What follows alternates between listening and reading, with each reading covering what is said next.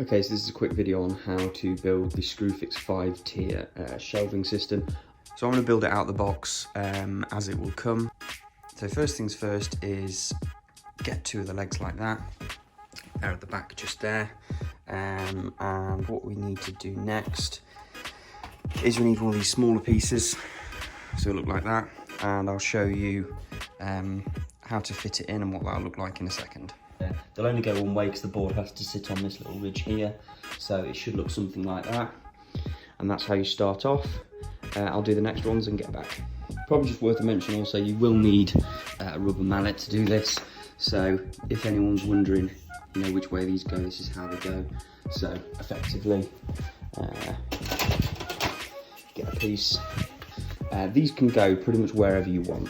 I'm just doing them exactly the same as that side, so it all flows along the back. The first piece should look something like that. Okay, so once you've got two exactly the same, you'll then need to go in the box and get two of these longer pieces, which is this one, and I'll show you how to fit them. Okay, so this is effectively how it should start to look now. So again, you just go in line there, and it runs all the way across to there. They just need tapping down slightly and then they're done. So obviously you basically just carry on like that. So you've got another long one and this one goes in there. I'm just going to quickly show you how you fit each section in.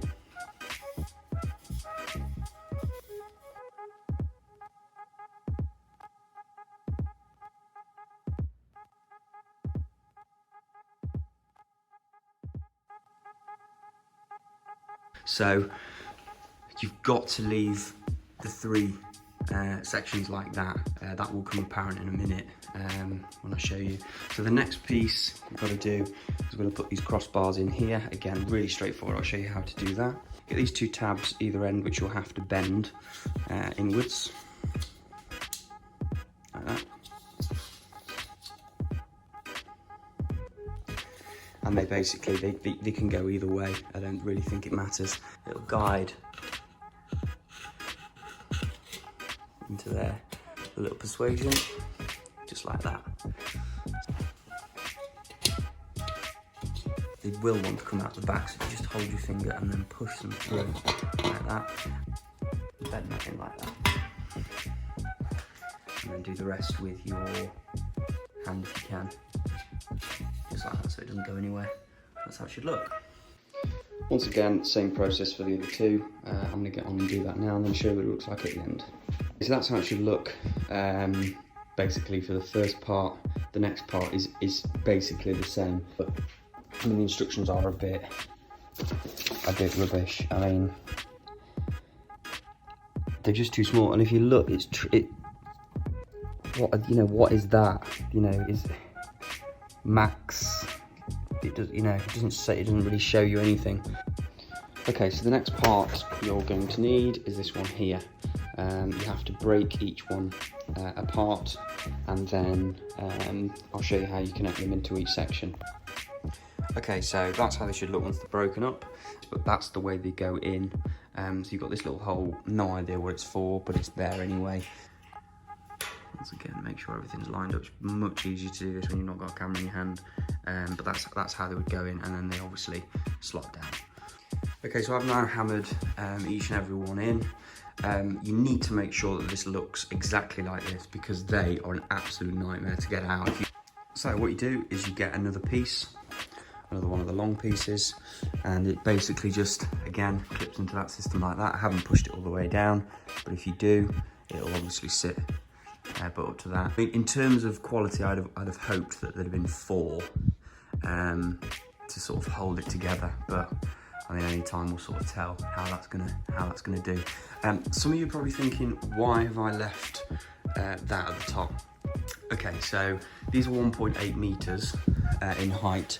This one fits in just fine with the shelf right on the top if I was to do that, but it's going to be just too close to that light, and I'm just not gonna, it's going to be totally pointless. So my idea is to basically just cut them there with a grinder. That way all three will fit all the way down there. That's the only reason, because it does say on the instructions to make sure that this top shelf is right at the very top, which it will be once that's cut there. It does state 200 kilograms per shelf. Not sure I will be putting 200 kilograms worth of things on each shelf. Mine are mainly going to be holding engine parts for lawnmowers and that sort of thing, and engines, which I think they'll do absolutely fine. It is chipboard, so we'll see how it sort of lasts.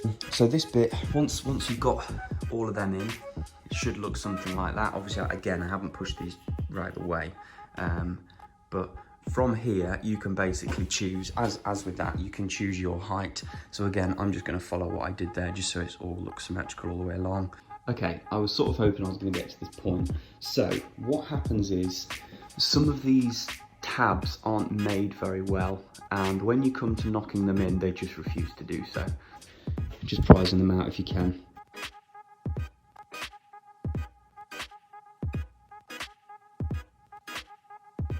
Okay, so that's the second one built. I hope this video has helped at least one person.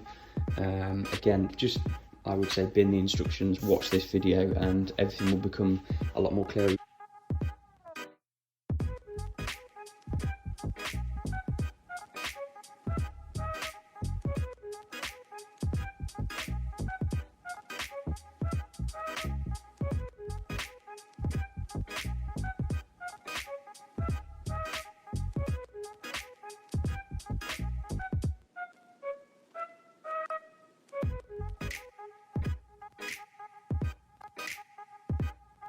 There we go then, final one built, so that's all three done. I'm going to get the tops cut off and get them in place.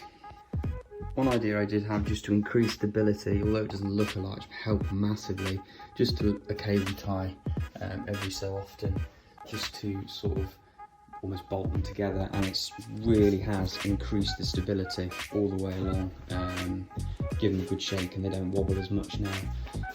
So yeah, that's if you are having them in a row like that, if you, I don't know, kitting out a whole garage or whatever with them, or a shed, that you either screw them to the wall or you cable tie them together.